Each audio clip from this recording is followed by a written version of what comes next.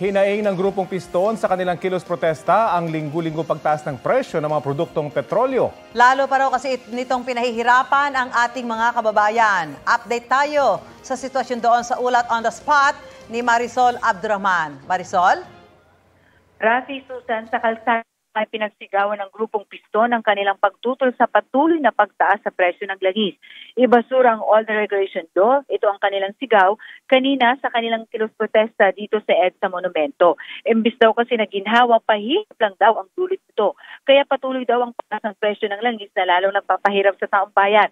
Pag tumaas na pa man daw ang presyo ng langis, lahat daw ay nagtataasan na. Hiling ng grupo hanggang hindi pa naibabasa ang all the regulation law, alisin daw muna ang excise tax sa langis para kahit paano daw ay mabawasan ng konti ang presyo nito. Kailangan daw anilang magsakripisyo rin ng gobyerno kung gustong makatulong sa mga tao. Ang mga driver na sumama sa rally kanina, Rafi, Susan, ay nagsacrifice daw na hindi na muna mamasada para lamang pagkilos protesta.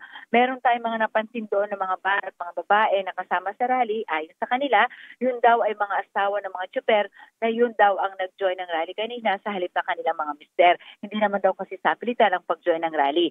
Samantala, habang nagsasagawa sila ng kilos protesta ay nagbabantay lang sa gilid ang mga pulis at mapayapa rin silang disperse matapos magsalita ang ilan sa kanila. Rafi. Marisol, kumusta yung daloy ng trapiko ngayon dyan sa area? Nakaapekto ba yung protesta ng grupo at maghapon ba sila magpoprotesta?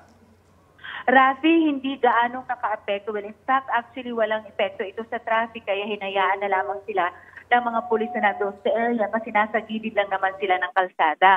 At mabuti na lamang ng mga oras na ito ay walang gaano mga sasakyan na dumaraan.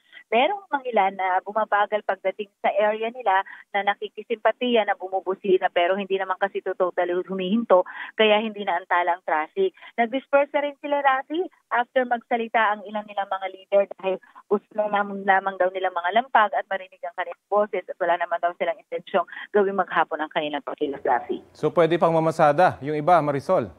That's right, Rafi. Sabi ng iba, after ng kanilang rally ay mamamasada sila. Pero meron din namang ilan sa kanila na talagang hindi na muna namasada ngayong araw dahil yun nga, mas prioritize nila yung kanilang pag-join sa rally, Rafi. Maraming salamat sa iyo, Marisol Abdurrahman. Paalala po sa mga motorista, epektibo na ngayong araw ang panibagong oil price hike.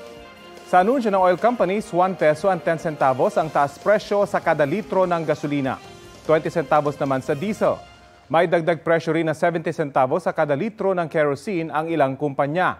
Sa datos na nakalat ng GMA Integrated News Research, ito na ang ika-6 na sunod na linggong may pagtaas sa gasolina habang ika-7 naman para sa diesel at sa kerosene.